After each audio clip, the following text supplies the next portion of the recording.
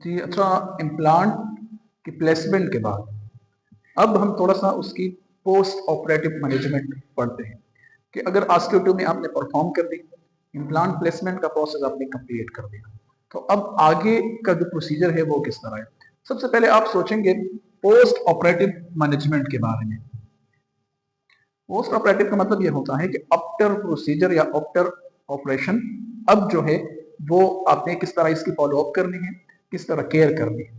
सबसे पहले आपने ये करना है कि रेडियोग्राफ, ये बहुत जरूरी है। जैसे प्रोसीजर कंप्लीट करते हो तो रेडियोग्राफ, इसको कहते हैं पोस्ट ऑपरेटिव रेडियोग्राफ। इसके दो मेन, इसके बहुत मल्टीपल रीजन है, लेकिन दो जो है वो बहुत इंपॉर्टेंट है।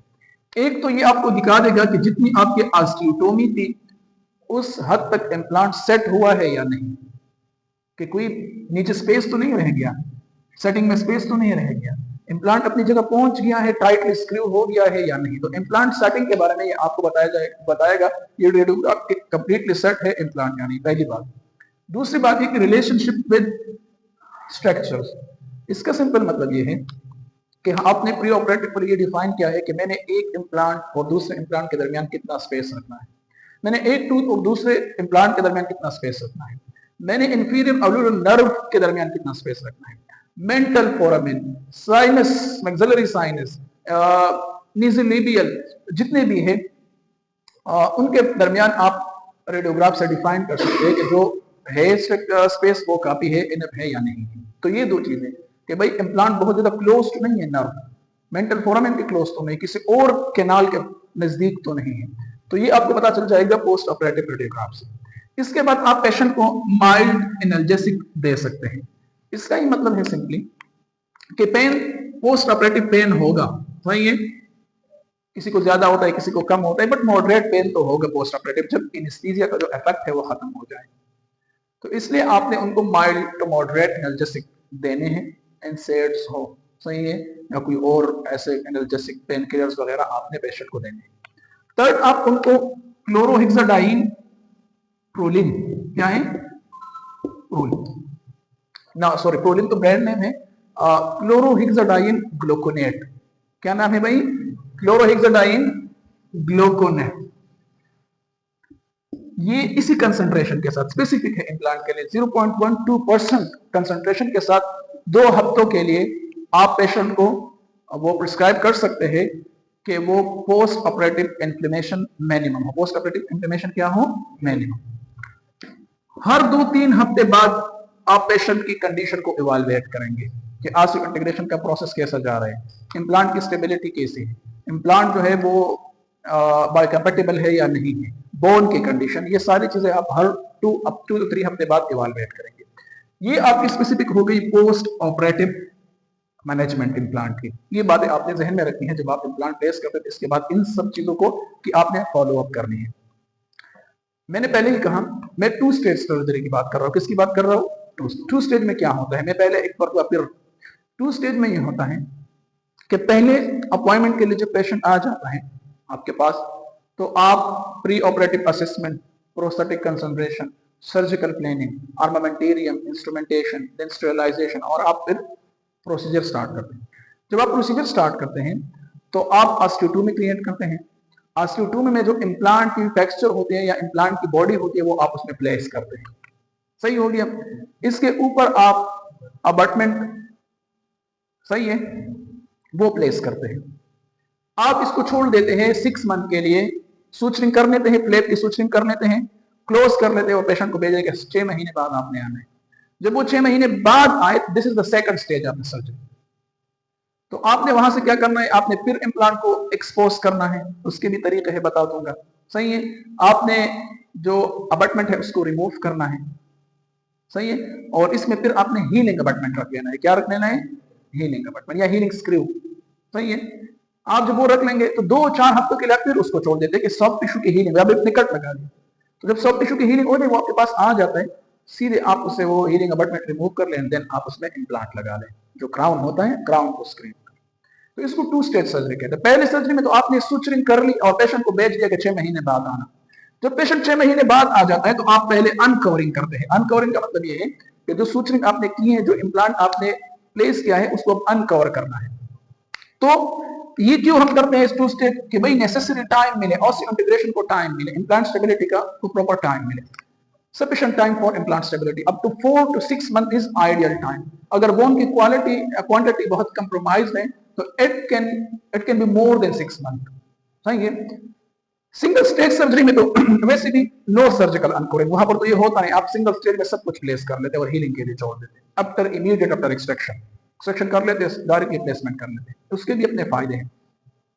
देन आप जब अनकवरिंग कर लेते हैं, क्या रिमूव कर लेते हैं आप? अबटमेंट रिमूव कर लेते हैं, क्या लगा लेते हैं? Healing abutment.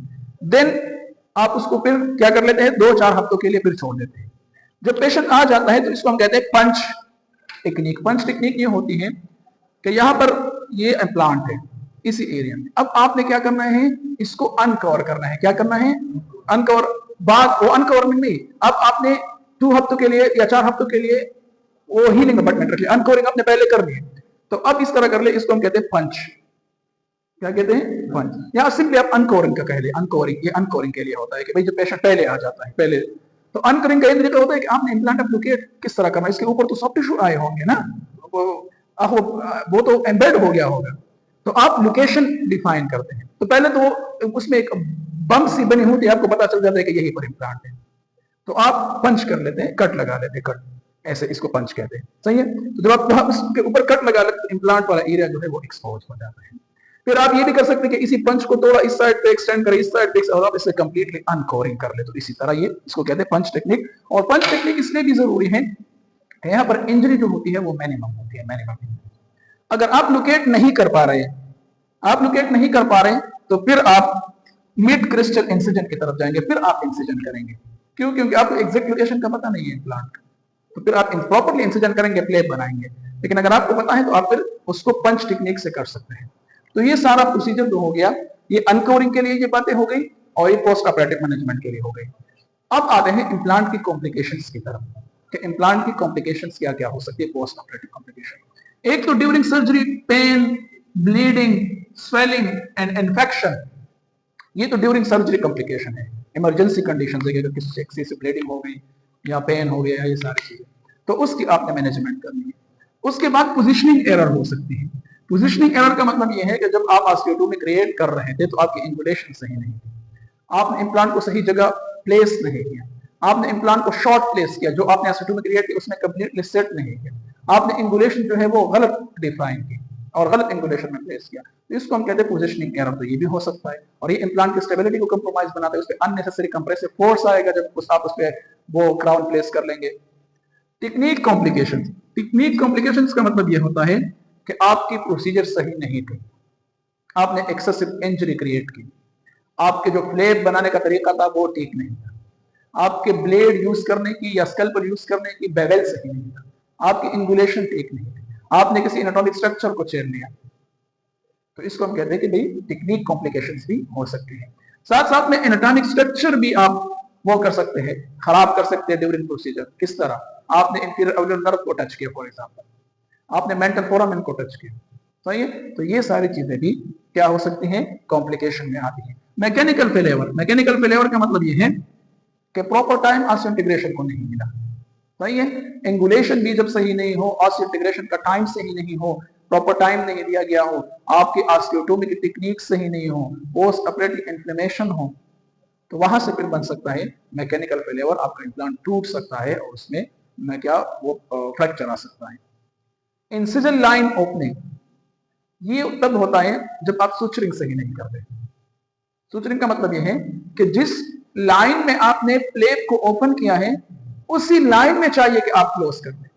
अब इसमें टेंशन क्रिएट हो गई, आपने कंप्लीटली प्लेट को क्लोज नहीं किया और दोनों लेयर्स के दरमियान जो है वो बहुत ज्यादा सूचर की वजह से टेंशन स्टार्ट हो गई, तो ऑब्वियसली फोर्स बर्दाश्त नहीं करेगा और वो इंसिजन लाइन जो होगा वो ओपन हो जाएगा, फ्लेप वाली जो लाइनिंग है वो ओपन हो जाएगी।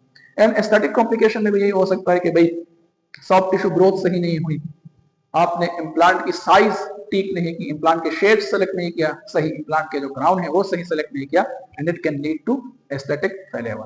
और ये सारे पॉइंट्स है post operative complications of implant.